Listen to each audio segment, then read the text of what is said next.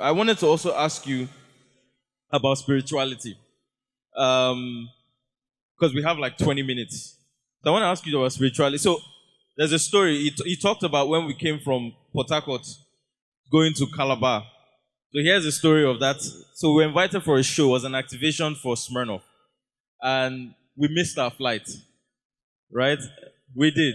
Yeah, we missed our flight. And we got another flight going to, instead of going straight to Calabar, we got a flight to Port Harcourt.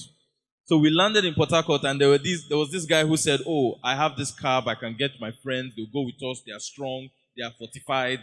They were earth, wind, and fire. Those three guys, right? No joke.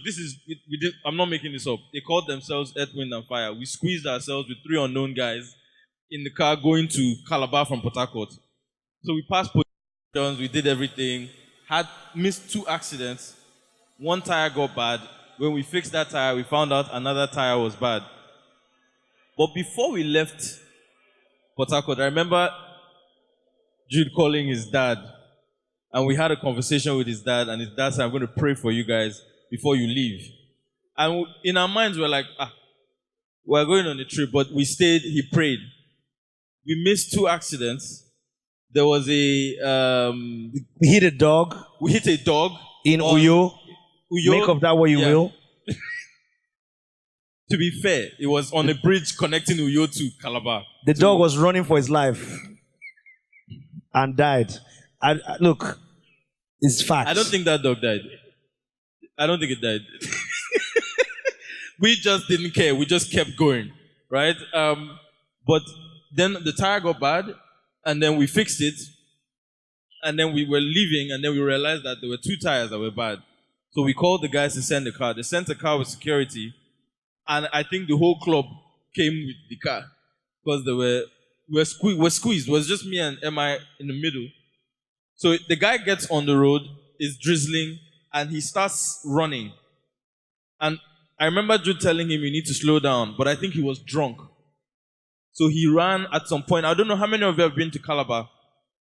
So when you're entering Calabar, there are too many roundabouts going. And he ran, I think he was running like 110, and he ran right into one of those roundabouts. And Earth, Wind, and Fire, one broke his leg, one hurt himself, one broke his arm. I think just 2 of us came out with without a scratch. And as much as, say what you will about religion and about spirituality, but I felt that prayer meant something. But in your career, what role do you think your religion or spirituality has played in keeping you grounded and being the person that you are? That's a great story. I didn't even think about the fact that we're the only people that came out of the car without a scratch. I told my dad, as soon as we landed, I didn't feel happy about it. And I told my dad, I said, pray. And so they were actually praying for us as we were going. My dad didn't sleep.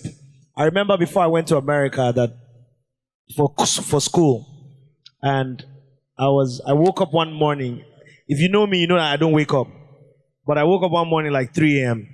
and my dad was praying. And I heard him. He said, send my boy to America. If you know, my dad is a preacher. So, and I remember that day I knew, I was like, I'm going to get my visa. I'm going to get everything. And it all happened. I think the arguments that gets people mixed up, Muslim, Christian, this, that, who is right. What I would say is that life allows you to see that you can't control everything. And you need to have the humility to tap into something that's greater than yourself.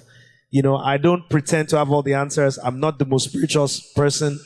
I'm not the most religious. In fact, I'm almost non-religious. I'm a very spiritual person, but I'm not so religious. I don't argue about, whose church or all those things. In fact, I ask questions.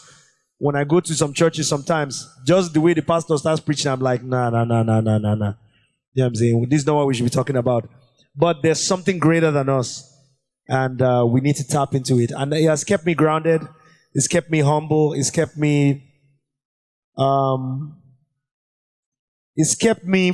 focused on building things that will last forever.